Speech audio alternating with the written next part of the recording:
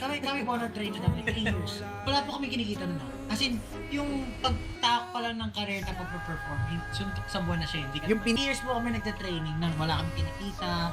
Tapos parang lahat ng tao sa paligid mo, ano ba, parang nagre-reklamo na, hindi ka ba tutulong sa pamilya mo, yung ganyan. Tapos kami, parang blindly naniniwala kami na may mangyayari dito sa amin. Alam mo, utang kami ng pera sa tapos may kami ng pagkain. Isa sa studio na natutulog, parang wala din naman masahe. Ito, ako, parang Bahay mo yung studio, 2 years sa studio. Studio ka na Sa Lapag, opo. Lapag. Tapos, minsan, mga baon, share na lang, gano'n.